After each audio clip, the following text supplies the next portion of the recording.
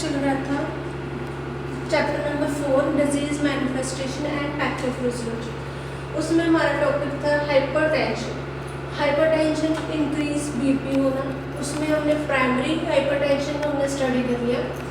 Secondary hypertension हम study करेंगे। Secondary जो हाइपरटेंशन है वो कैसे होता है? जो सेकेंडरी हाइपरटेंशन है ये जो हमारी बॉडी में जब कुछ डिसऑर्डर्स हो जाते हैं, जैसे एग्जांपल क्रिशिंग सिंड्रोम, ठीक है, हाइपरथायराइडिज्म या फिर किडनी इम्पेयरमेंट, तो उससे क्या होता है जो हमारा हाइपरटेंशन है वो इंक्रीज हो जाता है।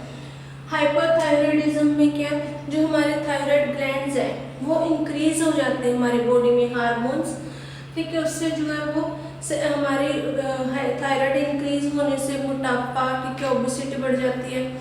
जो हमारी बॉडी है वो जो ग्लैंड्स हैं वो इंक्रीज हो जाते हैं, जिससे कि अब बीपी इंक्रीज होने की प्रॉब्लम स्टार्ट हो जाती है। नेक्स्ट है हमारा sign and symptoms.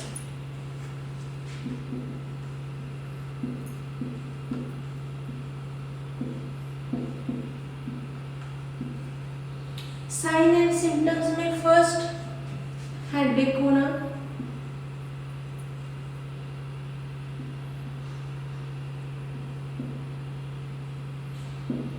Second dizziness, next है रीनल फेलियर।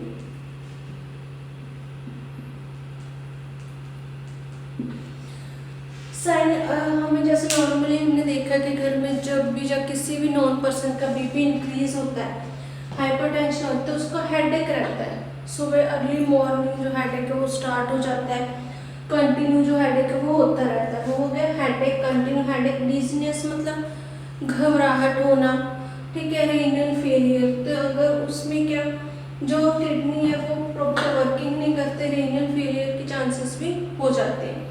उसके बाद पैथोफिजियोलॉजी।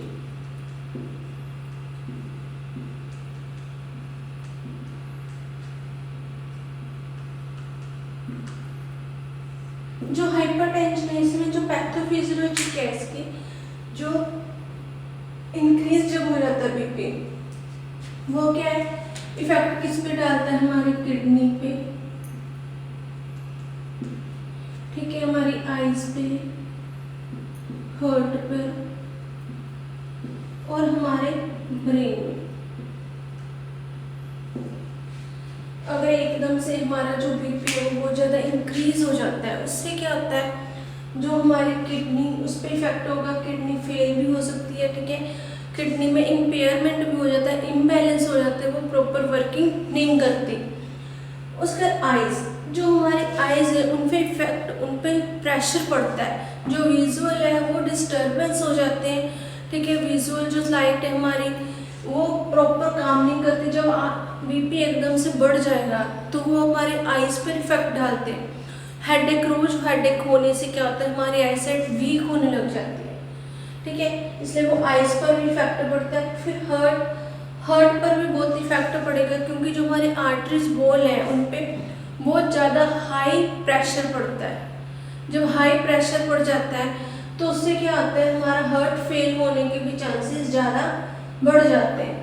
उसका ब्रेन, जो ब्रेन है उस पर लोड ज़्यादा पड़ेगा, ठीक है, ब्रेन पे एकदम क्या है, जैसे हमने देखा कि ब्रेन के बार कहते हैं कि नस फट जाती है, ठीक है, ज़्यादा बीपी बढ़ने से, तो वो क्या कोई भी हमारी आर्टरी वेन से वो डैमेज भी हो सकती है ज़्यादा। जब प्रेशर बढ़ जाता है हमारे ब्रेन पे तो कोई भी हमारे ब्रेन में हेमरेज हो सकती है हाइपरटेंशन के टाइम। अब ये जब जो ये 4 पार्ट्स हैं हमारे इफेक्ट हो जाते हैं तो कई बार बीपी इतना ज़्यादा होता है कि हमारा जो आउट ऑफ कंट्रोल हो जाता है, उससे जो पेशेंट है उसकी डेथ भी हो जाती है। आजकल जो हाइपरटेंशन है वो किस चीज़ से जैसे बढ़ता है, जैसे हम लोग फैटी जो है सब्सटेंस, स्पाइसी जो है फूड वो ज़्यादा खाते हैं, ठीक है, उससे क्या होता है एसिडिटी बढ़ जाती है, ज़्यादा स्पाइसी फैटी खाने से ओबेसिटी बढ़ जाती है। तो उससे क्या, अगर एसिडिटी बढ़ेगी तो बीपी इंक्रीज हो जाता है, हेडेक होता है, उससे हार्ट अटैक होने के भी ज़्यादा चांसेस रहते हैं। इसके बाद हम नेक्स्ट डिजीज करेंगे एंजाइना, एंजाइना पेक्टोरिस।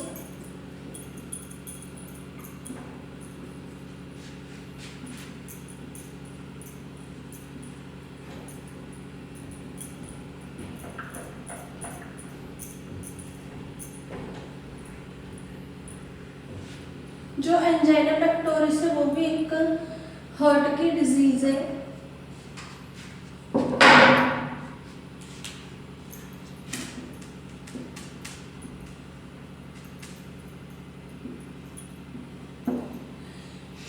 ये भी हार्ट की डिजीज है, ठीक है। इसमें क्या होता है, सडन चेस्ट में पेन स्टार्ट हो जाता है, ठीक है। वो लेफ्ट शोल्डर से लेफ्ट आर्म तक आ जाता है जो पेन, तो उसे हम बोलते हैं एंजाइना पेक्टोरिस।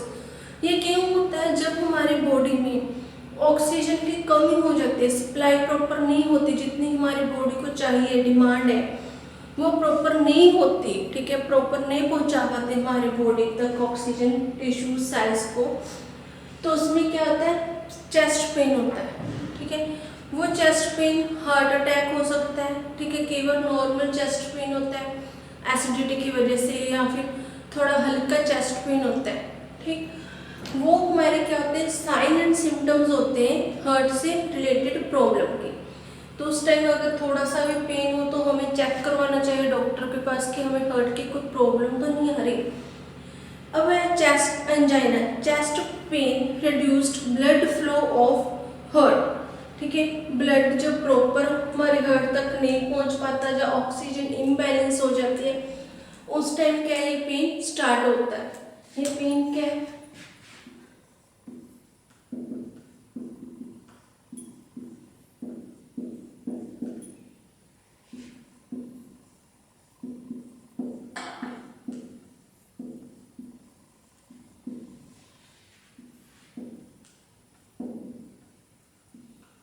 लेफ्ट शोल्डर से जब पेन, पहले पेन चेस्ट में होगी, फिर लेफ्ट शोल्डर और फिर लेफ्ट आर्म तक जाएगी, जो हमें इंडिकेट कर देता है कि हमें हार्ट से रिलेटेड कोई ना कोई प्रॉब्लम है और हमें डॉक्टर को चेक करवाना चाहिए। इसमें अब जो है ऑक्सीजन है वो इम्बैलेंस होती है, ऑक्सीजन की जो डिमांड है वो प्रॉपर बॉडी तक नहीं पहुंच पाती। ये दो टाइप की इसकी टाइप होती हैं, कॉमन और अनकॉमन, या फिर स्टेबल अनस्टेबल हो गया।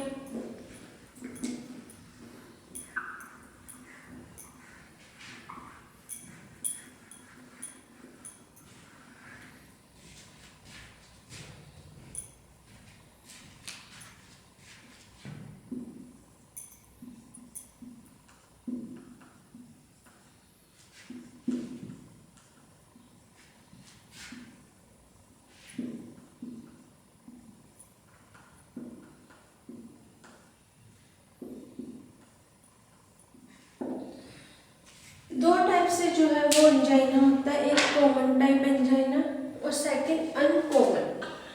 अब कॉमन टाइप में क्या आ गया, जो हमारा क्लासिकल एंजाइना है कॉमन फॉर्म में, इसमें जैसे हम आप नॉर्मली एक्सरसाइज करके आते हैं, ठीक है, या थोड़ी ज़्यादा एक्टिविटीज़ कर लेते हैं जिस दिन, उस दिन थोड़ा सा हमें क्या है, जो ऑक्सीजन की सप्लाई वो प्रॉपर नहीं हो पाती, तो उससे क्या होता है, थोड़ा सा हमारा पेन होता है हार्ट में, तो वो हो गया कॉमन टाइप, ठीक है। जो मोस्टली क्या एक्सरसाइज के बाद होता है, या फिर कोई बहुत ज़्यादा इमोशनल, ठीक है, कंडीशंस होते हैं जब उस टाइम होता है कॉमन जो टाइप है एंजाइना की वो।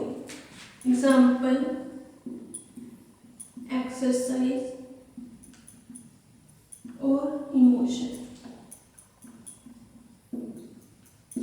ठीक है। जब हम लोग बहुत ज़्यादा टाइम तक एक्सरसाइज कर लेते हैं, उसमें टाइमिंग ज़्यादा लगा लेते हैं, तो उस टाइम क्या ऑक्सीजन हमारी जो बॉडी में वो प्रॉपर नहीं पहुंच पाती और ब्लड प्रॉपर नहीं सप्लाई हो पाता, उस टाइम ये थोड़ा सा पेन होगा, ठीक है, हल्का पेन होता है, लाइट पेन।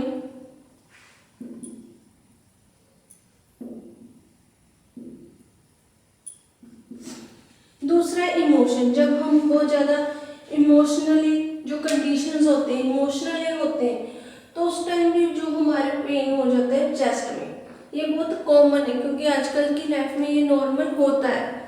सेकंड है अनकॉमन टाइप। अनकॉमन टाइप में है जब भी हमारे चेस्ट में पेन होता है, ये पेन 30 सेकंड से 30 मिनट तक होगा,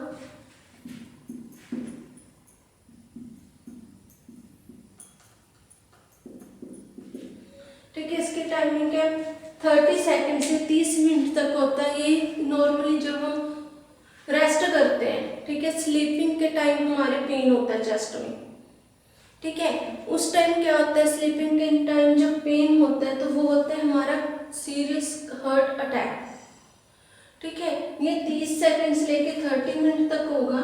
जब ये पेन हमें होता है तो उस टाइम क्या है, स्लीपिंग का टाइम में ऑक्सीजन है वो नहीं पहुंच पाती हमारी बॉडी में और ब्लड सप्लाई नहीं हो पाती प्रॉपरली।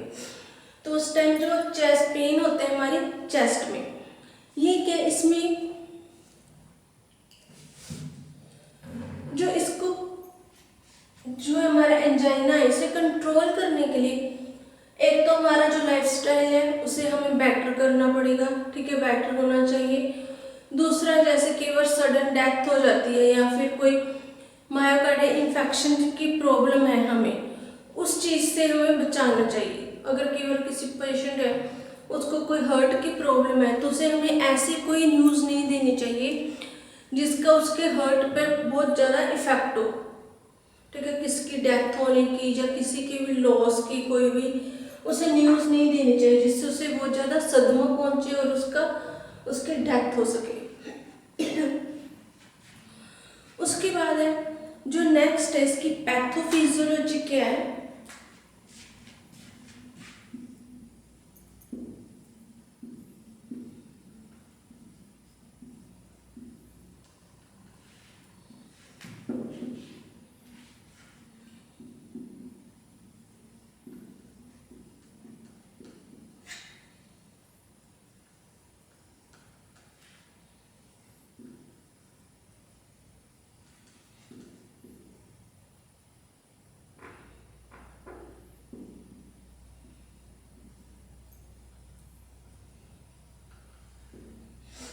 पैथोफिजियोलॉजी में क्या है, इम्बैलेंस क्यों होते हैं पैथोफिजियोलॉजी की क्या हमें कैसे पता चलेगा। एक तो जो है वो ब्लड फ्लो है, जो कॉरोनरी ब्लड फ्लो है वो 5 टाइम्स ज़्यादा डिमांड करता है ऑक्सीजन की बाकी बॉडी पार्ट्स की।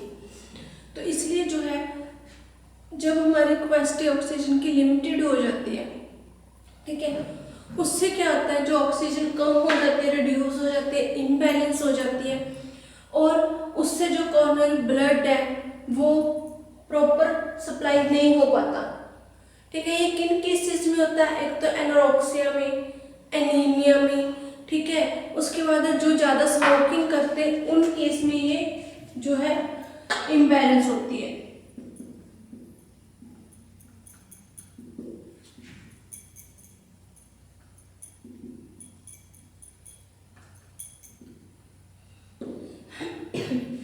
अब एनीमिया में कैसे, जब हमारे बॉडी में आरबीसीज ही नहीं होंगे, रेड ब्लड सेल, तो ऑक्सीजन है वो प्रॉपर सप्लाई नहीं हो पाएगी, ठीक है। उसके कारण जो पर्सन है उसमें ऑक्सीजन की कमी रहती है, ब्लड नहीं बनता, ठीक है, ब्लड की कमी रहती है, प्रॉपर सप्लाई नहीं हो पाती, तो उससे क्या है, जो हार्ट जो है उसमें पेन होना पॉसिबल है।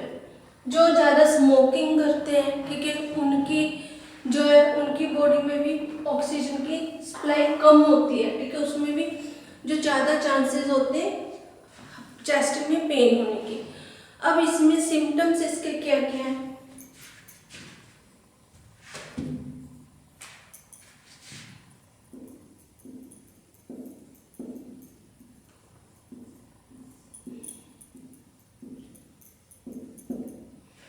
नेक में, आर्म में, ठीक है, लोअर जॉ में पेन होना,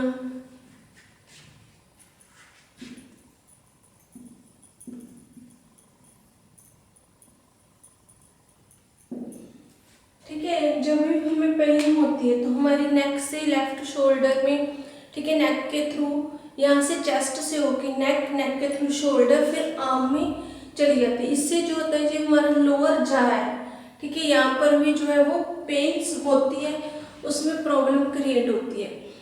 जो उसके बाद है ये 30 सेकंड से 30 मिनट तक अटैच आता है, ठीक है। इसकी जो ये एकदम से जल्दी पीक पर पहुंच जाता है तो उससे क्या होता है, जो पेशेंट है उसकी डेथ हो जाती है।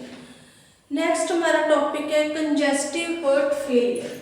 ये तो था एंजाइना, हमने कार्डियोवास्कुलर की 2 डिजीज करी, एंजाइना और हाइपरटेंशन। नेक्स्ट है कंजेस्टिव हार्ट फेलियर।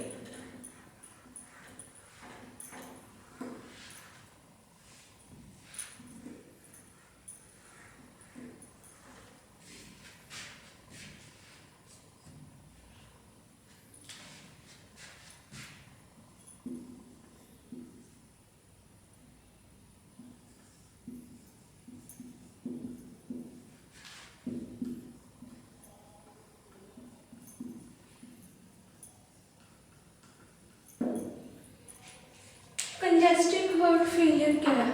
ये भी एक कार्डियोवास्कुलर डिजीज की टाइप है। ठीक है, इसमें क्या होता है, जो हमारा हार्ट है वो प्रॉपर उसका पंप है वो वर्क नहीं करता। पंप क्या करता है, इसमें जो हार्ट में वो ब्लड सप्लाई करता है। ठीक है, जब वो प्रॉपर वर्किंग नहीं करेगा, पंपिंग नहीं करेगा प्रॉपर, तो जो हमारा ब्लड है उसका फ्लो क्या है, वो डिक्रीज हो जाता है। ठीक है, ब्लड सप्लाई नहीं हो पाता हर एक ईच सेल, टिश्यूज और ईच बॉडी के जो पार्ट्स है ऑर्गेनिजम्स को। ठीक है, जब प्रॉपर सप्लाई नहीं होगा ब्लड, तो पर्सन को क्या है, कोई ना कोई डिजीज हो जाती है। अब कंजेस्टिव हार्ट फेलियर है when the heart can not work as a properly pumping station to meet metabolic demand of the tissues. जब हार्ट प्रॉपर वर्क नहीं करता, टिश्यूज की डिमांड कंप्लीट नहीं करता, ठीक है, उन तक ब्लड सप्लाई नहीं करवाता, ऑक्सीजन सप्लाई नहीं करवाता, उस चीज को हम बोल देते हैं कंजेस्टिव हार्ट फेलियर। मतलब not proper working of pump. उसके बाद due to decrease blood flow, salt water are retained by the body. ठीक है, किडनी फ्लूइड, ठीक है, इंटेस्टाइनल स्पेस, उसे हम बोलते हैं। जब हमारा प्रॉपर वर्किंग नहीं कर पाता तो किडनी, सॉल्ट, वो क्या होते हैं, जो सॉल्ट है, वाटर है, ठीक है, ये किडनी से रिटेन्ड होते रहते हैं। ठीक है, तो उसे हम बोलते हैं कंजेस्टिव हार्ट फेलियर। इसकी पैथोफिजियोलॉजी के 4 टाइप के होते हैं कंजेस्टिव हार्ट फेलियर।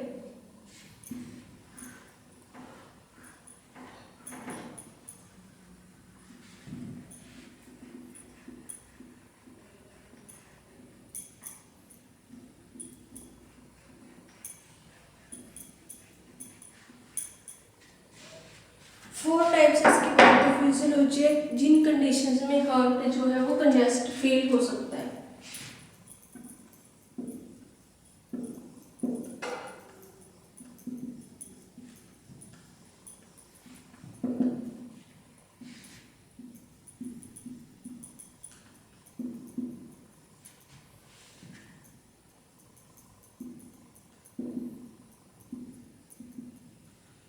फर्स्ट है essential hypertension.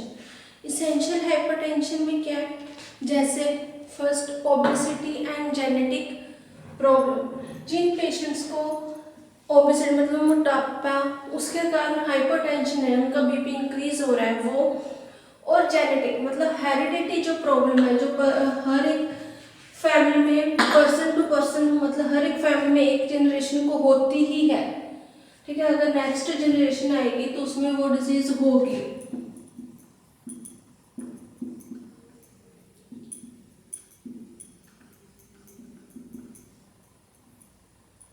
Obesity and genetic. और फर्स्ट है इसमें जो ओबेटिक पर्सन्स होते हैं, ज़्यादा जिनको ओबेसिटी होती है, उनमें भी चांसेस ज़्यादा होते हैं फेल होने के कंजेस्टिव हार्ट फेलियर, क्योंकि उनका जो बीपी है वो हाई रहता है। ठीक है, हाई बीपी होने के कारण क्या है, हार्ट पर लोड पड़ता है। ठीक है, वो प्रॉपर वर्किंग नहीं कर पाता तो कंजेस्टिव हार्ट फेलियर हो जाता है। नेक्स्ट है जेनेटिक। जेनेटिक में क्या है, जो हेरिडिटी प्रॉब्लम होती है, मतलब हर पीढ़ी में होती है, हर जनरेशन में वो प्रॉब्लम होती है, तो वो क्या हो गया जेनेटिक। इसमें भी क्या होता है, जो बीपी है वो इंक्रीज हो जाता है। जब बीपी इंक्रीज होगा तो हमारे जो है लोड ज़्यादा पड़ता है आर्टरीज वॉल पे, उससे क्या होता है हार्ट फेल होने के चांसेस हो जाते हैं ज़्यादा। सेकेंड है कॉर्नरी आर्टरी डिजीज। इसमें क्या होता है, जो भी पेशेंट्स हैं उनको हार्ट आर्टरी डिजीज की प्रॉब्लम रहती है हार्ट में, तो उससे भी जो है हार्ट फेल के चांसेस ज़्यादा होते हैं।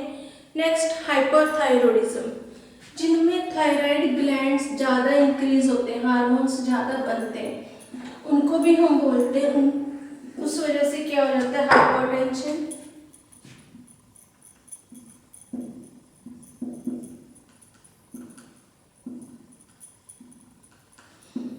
हाइपोथायरॉयडिज्म के कारण क्या होता है, इंक्रीज हाइपरटेंशन।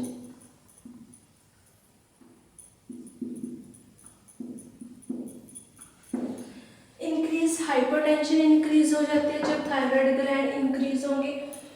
अगर हाइपरटेंशन इंक्रीज होगी तो जो हार्ट फेल है उसके चांसेस बढ़ जाते हैं। उसके बाद है नेक्स्ट रूमेटिक हार्ट डिजीज, जो हमारे हार्ट से रिलेटेड डिजीज है रूमेटिक डिजीज, उसके कारण भी हार्ट फेलियर के चांसेस ज़्यादा होते हैं, इसलिए हमें उनका ट्रीटमेंट जल्दी से जल्दी कराना चाहिए। नेक्स्ट है हमारा, जब भी हमारा सिस्टोल, ठीक है, वो उस पर ज़्यादा फोर्स डेवलप हो जाती है, सिस्टोलिक और डायस्टोलिक जो प्रेशर होते हैं, जब सिस्टोल पे ज़्यादा प्रेशर डेवलप हो जाती है, ठीक है, उससे क्या होता है हार्ट के बाद वर्क करने का जो लेवल है वो इंक्रीज हो जाता है, मतलब ज़्यादा लोड पड़ जाता है, जिससे जो हार्ट डैमेज हो जाता है, फेल हो जाता है। अब साइन एंड सिम्टम्स क्या क्या है इसमें, फर्स्ट है प्लाज्मा वॉल्यूम इंक्रीज होना, ठीक है, उसके बाद है ब्रीथलेसनेस, मतलब सांस प्रॉपर नहीं आना, ठीक है, सांस प्रॉपर नहीं आएगी, ऑक्सीजन नहीं पहुंचेगी तो सांस नहीं आएगी। इंसोम्निया, ठीक, उसके बाद वीकनेस हो गया पेशेंट्स में। फिर उसके बाद है एंजाइटी, मतलब बेचैनी हो जाना, एंजाइटी, कंफर्टेबल फील नहीं करना, ठीक है, पेशेंट्स को एंजाइटी हो जाती है। हाइपोनेट्रीमा हो जाता है, नोजिया, एनोरेक्सिया हो जाता है पेशेंट्स को, ठीक है। ओडोमा क्या है, इसकी कॉमन साइन है जो पेशेंट्स में पाए जाते हैं। उसके बाद नेक्स्ट हमारी डिजीज है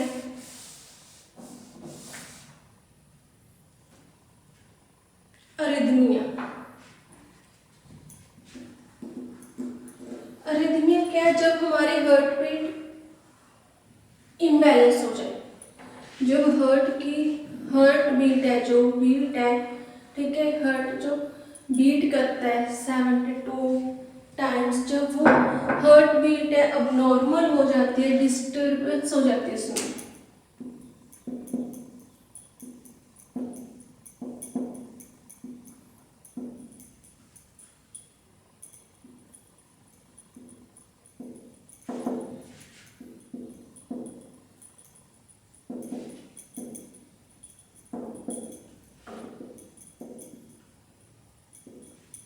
जब जो हार्ट बीट है हमारी वो डिस्टर्ब हो जाती है, प्रॉपर वो हार्ट बीट जो है वो काम नहीं करती, इम्बैलेंस हो जाती है, उसको हम बोलते हैं अरिथमिया। अरिथमिया क्या, irregularities of heart beat result from disturbance in the conditions और रेट ऑफ इम्पल्सेस। जब हमारे इम्पल्सेस के कारण हार्ट बीट जो है वो तेज हो सकती है या फिर बिल्कुल स्लो हो जाएगी, प्रॉपर वो काम नहीं करेगी, उसे हम बोल देते हैं अरिथमिया। जैसे कई बार फीवर होता है, बहुत ज़्यादा तेज फीवर हो जाता है, तो अपनी जो हार्ट बीट है वो ज़्यादा बढ़ जाती है, ठीक है। कई बार हमारी हार्ट बीट बिल्कुल स्लो हो जाती है, ठीक, उस चीज़ को हम बोल देते हैं अरिथमिया। इसमें पैथोफिजियोलॉजी क्या है, जो हार्ट बीट है उसमें इलेक्ट्रोलाइट इम्बैलेंस हो जाते हैं और एसिडोसिस हो जाती है। जब हमारी बॉडी में इलेक्ट्रोलाइट कम या फिर ज़्यादा हो जाए, जैसे पोटाशियम, सोडियम है, कैल्शियम है, जब ये इंक्रीज या फिर डिक्रीज हो जाते हैं, इम्बैलेंस हो जाते हैं, तब क्या होता है हार्ट रेट डिस्टर्ब।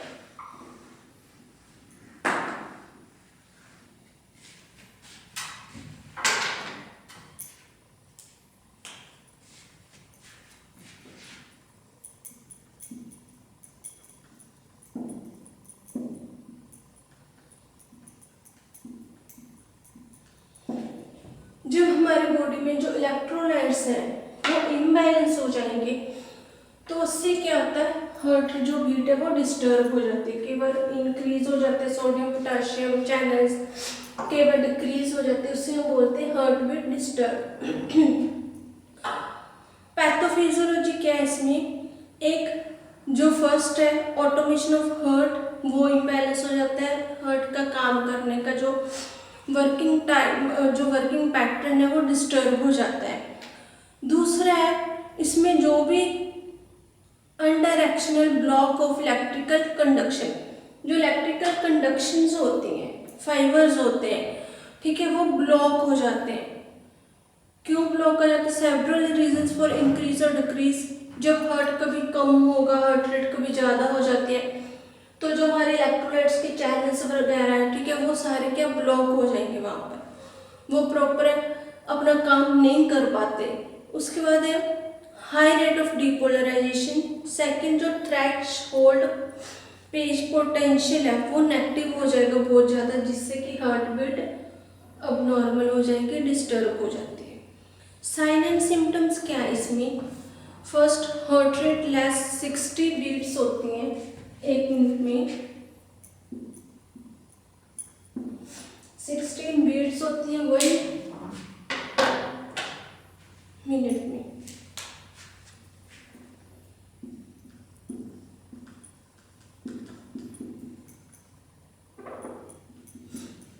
जब इससे कम हो जाती है, ठीक है, एक मिनट में हमारी जो हार्ट बीट है 40, 45, 55 रह जाएंगी, तो उसमें हम बोलते हैं अरिथमिया। सेकंड, वो हम चेक करते हैं अपनी हार्ट रेट को। सेकंड, जब हमें फीवर हो जाता है, एंजाइटी हो जाती है, ठीक है, एनीमिया होता है, हमें ब्लड लॉस हो जाता है, जहाँ थायरोटॉक्सिकोसिस हो जाता है, उस टाइम भी जो है हमारी हार्ट रेट है वो कम हो जाती है, वो प्रॉपर जो है हार्ट रेट हमारी काम नहीं करती, पल्सेस नहीं करती काम। सेकंड है उसके बाद जो ट्रैकिकार्डिया है, उसमें क्या होता है, जब हार्ट रेट 100 या 140 बीट चलती है एक मिनट में, तो हार्ट रेट बढ़ जाती है।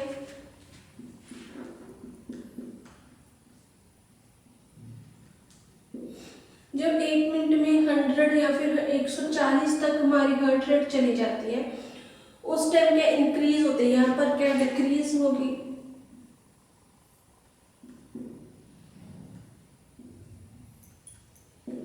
और यहाँ पर इंक्रीज।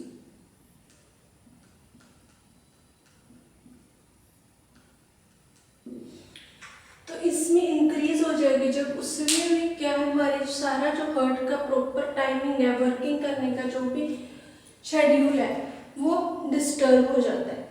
और अरिथमिया में क्या, हार्ट रेट जो है वो डिस्टर्ब हो जाती है, ठीक है। एंजाइना में हमारे जो बॉडी हार्ट में चेस्ट पेन हो जाते हैं, लेफ्ट शोल्डर से लेफ्ट आर्म में।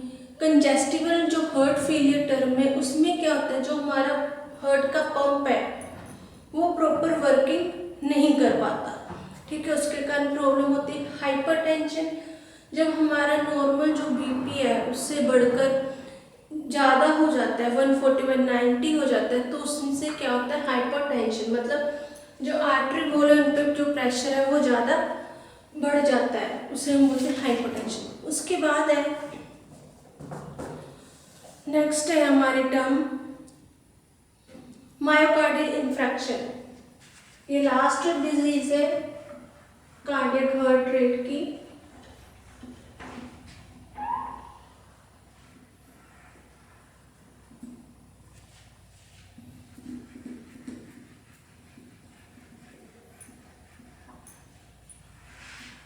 जो मायोकार्डियल इंफ्रैक्शन है, इसमें क्या होता है, ब्लड के क्लॉट बन जाते हैं।